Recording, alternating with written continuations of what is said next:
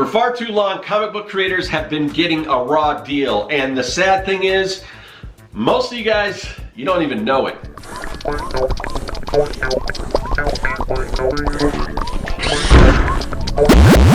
Greetings, people of the internet. I'm Scott with Serkworks Art Labs. Welcome, mad creators, to the underground laboratory where we create robots, alien zombies, and other imminent threats to humanity. We also create comics, and that is what this particular episode is all about. This video is sort of, it is a continuation of another video I did. I will also post that. You could probably watch them separately, but I think you'll get a better understanding of this whole topic if you watch both of them. So, you know, maybe go back and watch that, and then come back to this one, or maybe just watch this one and then go back to that. I don't think it really matters, but I think to get the whole picture of this topic that we're talking about, and this is sort of a mini series I'm going to do, just some videos here and there, nothing really in order, not like the last series I did, Making Comics 101, where I take you step by step how to make comics, everything from coming up with the idea all the way to publishing, everything in between. That was a full series that just kind of a non-stop series. These videos will be just here and there anytime I want to talk about the topic of indie comics, creators' rights, and just educating people on those topics, because I think there's a lot of misinformation out there, or just things that people in the comic industry or wanting to get in the comic industry don't really understand, and how different this industry is to most other creative industries. So just some things that I want to bring to light. So yeah, that's what this video and this mini series, sort of interspersed throughout other videos, are all about. The comic book industry has a sad history of how creators have been treated. There have been efforts to reform the industry, and I want to do my part to sort of help out, maybe educate people who may not understand what's fair for creators, what's customary across other industries that are driven by creatives, whether that's, you know, marketing, entertainment, music publishing, traditional book publishing. It's sort of a different set of rules than we get in the comic book industry. Hopefully we can change that, and I think just talking about it and putting that information out there is the first step in reaching that goal. Because unfortunately, comics as an industry has a very poor track record on how creators are treated, but I think we continue to improve that through education and, you know, just hashing this stuff out, talking about it, making videos about it, letting people know.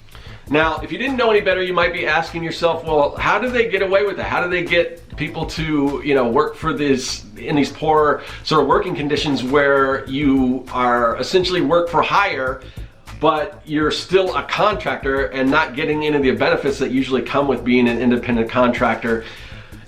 And like I said, some of it has to do with just people want to work on these characters. And part of that is many of us have grown up with these characters. We've known them all our lives, and we're just jumping at the chance. Man, if we get the opportunity to work on Spider-Man or, you know, Batman or whoever, I mean, we might do that for free. And the publishers know this, so they can sort of use that as leverage to say, well, we can't really pay you a lot, but hey man, this is gonna be great working on Spider-Man. And you know, I talked about this on the previous video, so if you haven't watched it, you can go back and watch that. But another thing you'll hear quite a bit is that, yeah, we just can't offer that, you know, we can't offer this higher page rate. I mean, you're gonna have to, this is the reason why our page rates are so low nowadays, is because, you know, comics, this isn't the 90s where comic books are booming and people were paying tons of money. I mean, comic books just don't sell like they used to. Okay, that is true. Comic books don't sell like they used to, but here's the thing. Most of the comic books that I have created are given away for free, and I make way more per page. I charge way more for a page rate than what Marvel or DC are paying, and like I said, other companies below Marvel or DC are paying even less. But I charge way more for a page rate for those things, and these are comic books that are giving away for free. Like, you know, for instance, like a fire safety comic to you know, to help educate people on the benefits of fire safety, or, you know, public service announcements, all those kind of things, or things that are designed to advertise a particular product or a particular entertainment property. a lot of these things are given away as advertisements. That doesn't mean I don't get paid for it. As much as we love these stories and everything, we love to read them, they're not making a whole lot of money off of the comic books themselves. I mean, and don't get it twisted, they are making money off of these things, or they probably wouldn't be doing it.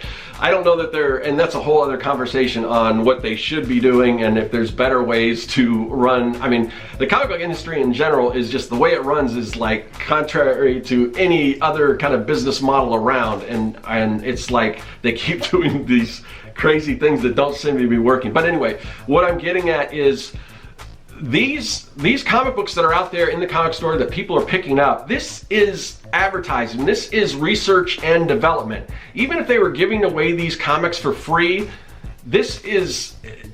it's like an idea generating, house. It's, like I said, research and development. They're coming up with all these ideas, they're putting them out there in the public, and they're getting feedback from the fans. Oh, I like this, or I don't like this, or this character is great, or whatever. And from that, they can go relatively inexpensively, so to speak, from what you would get if you just say you produce $1 million movie franchise featuring superheroes or whatever, these Marvel, DC universe movies that are out there.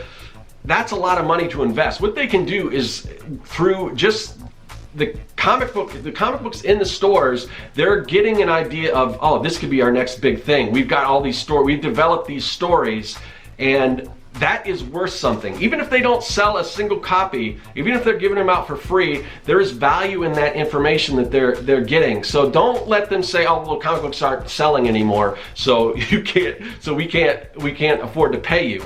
People pay a lot of money for that kind of research, development, and that's what feeds this whole billion dollar industry that the comic book industry is, getting from not only the movies themselves, but all of the merchandising, everything that comes around with it.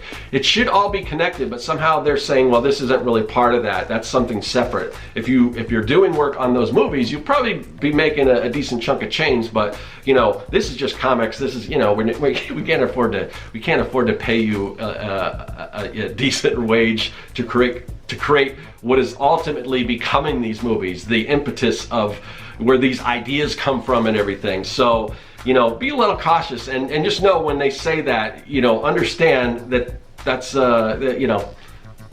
it's bogus. So you watch this far and you may be saying one or two things. You may be saying, that's great, but I still love Marvel, DC Comics. I want to work for them. I'd love to, come up with the next version of the X-Men or the Justice League or whatever the case is.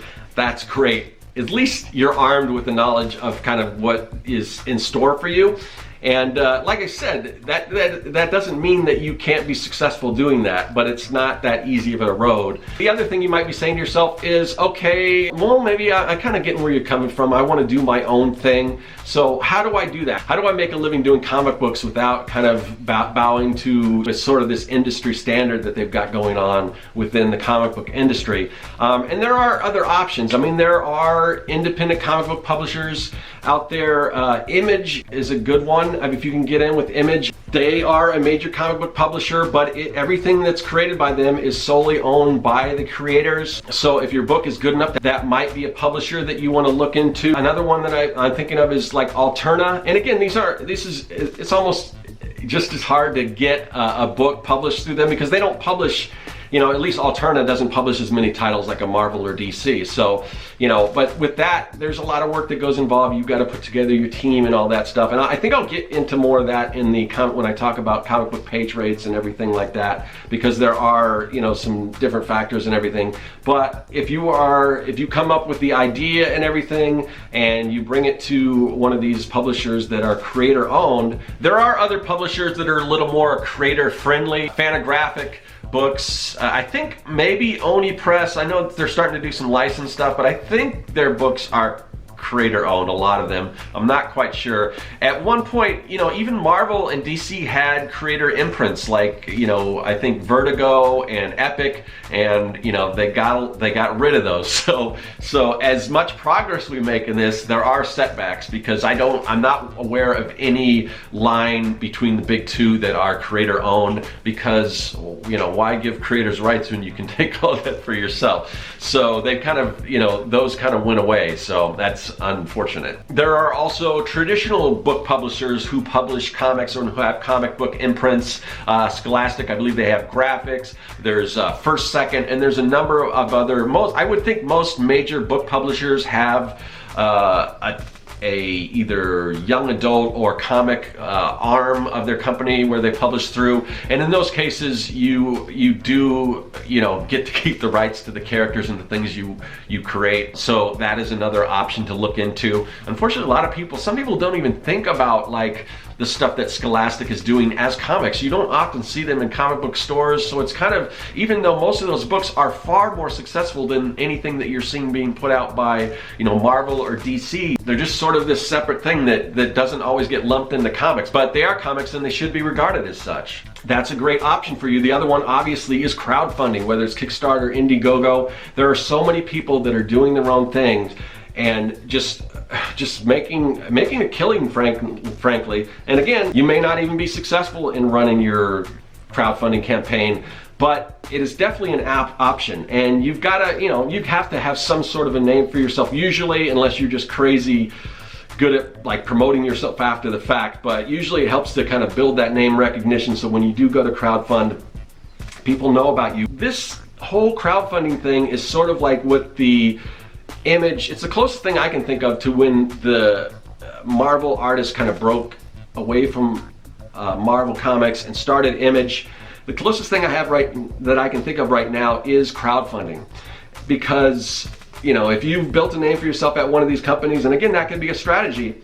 And I say one of these companies, it's like I'm trying to dismiss them, but I mean, like I said, I love what Marvel and DC, I love all the characters and stuff, so I'm not trying to, you know, be so disparaging, I guess, but anyway, so, but yeah, if you have a name for yourself, if you can run a successful campaign, and I funded a couple comic books myself. I didn't, you know, break crazy records or anything, but I got my book done and I sell my books and everything. But for me, comic books is more of sort of a labor of love, at least my own independent creations. And you know, as I do more of these videos and hopefully build more of a name for myself, maybe that will become a little more of an actual money generator than it is right now. And in addition to crowdfunding, there are all these other areas of advertising and production where, you know, whether it's working in the film industry on, you know, concept sketches for some of this stuff, pays a lot more than the comics themselves. The artwork that you see there advertising, like on the toys, as I mentioned, probably pays a lot more than what the comic book creators typically are making. T-shirt designs, all that. So you can work on some of these really cool characters that we all know and love, or you can go with sort of the route that I do and sort of create this demand, because so many people love comics, and comics are so big right now that it's just a natural way of getting your point across, for whether it's a product or a service or, you know, something that's of benefit to somebody, whether, like I said, a PSA or whatever, but doing that in the form of a comic book. You know, I've done a lot of work for nonprofits, and that doesn't mean I don't get paid. Those nonprofits, they pay more than, you know, Marvel or DC, so there's other avenues, but I think you just have to think outside the box. And a lot of people, they just know what they see. They see the characters and the publishers that they know. I get a lot of comments with people saying that there's not enough work out there for artists, but everywhere you look, there is art everywhere. Go to a grocery store. Imagine if you went to a store, grocery store, big box store, or whatever. Imagine if everything in that store was just generic white boxes, all the same size with the same black text saying what's in it and everything, and inside all of those boxes are, say if you've got a teapot, every single teapot is indistinguishable from its competition. Every single product, I mean, everything that you see has to be designed, and that's what artists do. And a lot of those designs, like I said, it's really popular to have sort of this heroic, like superhero. I've done, comics, and I've created superhero style campaigns for like the hospitality industry, or even right now with the situation we're in right now with the pandemic. I mean, there's this whole idea of these essential heroes, people out there that are the real heroes that are doing the work. And, why not take, a nurse or or even like a grocery worker or whatever, or the essential worker, the people that are collecting our garbage and keeping the world running while we're doing all this. Make them heroes, do a campaign and do them as superheroes. Again, step outside of what you normally think when you think of sort of this typical comic book storytelling, because there are opportunities out there. You gotta think a little outside the box. And the good thing is it's not as hard as it seems, at least compared to breaking the quote unquote traditional way of breaking into the comic book industry, getting your work in front of an editor for one of the big two, getting hired to work on a project. And then, and the thing with that industry, you are not, you are, like you said, you're not an employee. There's no job security or everything. If that book gets canceled, you've quickly got to find another book. And sometimes it helps because you have something under your belt. You've done what most people only consider as professional work because it's done by one of the big two or whatever. So that could help you out, but basically what I'm saying is it's not easy to break into the comic book industry the traditional way. Not to say that it's easy, but some of these other options, whether it's through Kickstarter or whatever, I think it's a lot easier than going that route, and it can pay more. I mean, let's take, for example, you work on a Marvel or DC title. Let's see, you're getting $100 page rate, and sometimes that's the case, sometimes it's a little more than that. $100, just for the sake of making this easy. So say you do a 20-page comic, what is that, $2,000? So you've got a comic book out there, you got paid $2,000 for it. Don't you think you could raise that kind of money on Kickstarter, or a lot more than that money? And I'm talking about the profit part of it. I'm not, because obviously you've got to pay to produce the book and everything like that. But you don't have to sell as many copies. Like if you produce this one comic book and you're getting paid $2,000 for a book that you created for Marvel or DC, and again, it's probably a little more than that, and that could take a month's worth of time, and that's not really a living wage. So maybe Marvel or DC maybe pay a little more than that, but some of these smaller companies, maybe not. For all your talent and everything, if you're good enough to work for one of those companies, you really should be getting paid more than that, in my opinion. But so say they sell 10,000 copies, or I don't know what a typical comic book sells nowadays, but let's say 10,000 copies. You could sell, again, you can go on Kickstarter, Indiegogo, run your campaign, earn a bunch of money, ship out all those books, and maybe even print maybe 500 more of those books. And you could probably turn around and sell those 500 books on top of what you've already made from your crowdfunding campaign for probably a couple grand, like what you would make for that one issue. So I think the independent route could be a better way to go, and I think it would be a little bit easier. But again, I'm just putting all this information out there for you guys to become aware, and I just want to drive the point home that there is value to the work you do as a creator. I mean, you're the ones coming up with the ideas, and it's not asking too much to be compensated fairly when these companies are making millions, sometimes billions of dollars off of the properties and the ideas that come from our minds and our hands as we illustrate and write and bring these ideas to life. So let's continue to educate ourselves and others and fight for our rights as creators, because we are making some progress. We've still got a long way to go, but I think we can get there. And YouTube and the internet is a powerful medium, way to let people know kind of what's going on, let people know how some of these other industries are a little more fair to creators, and how we as creatives deserve the respect, the attribution, the credit, the monetary compensation for the work that we create. So I know you guys have some strong thoughts, some opinions on what I'm talking about, so let me know in the comment section. Do you agree with me? Do you disagree with me? I want to hear it. Let me know. And that's all I got to say today. I will see you guys later. That is all.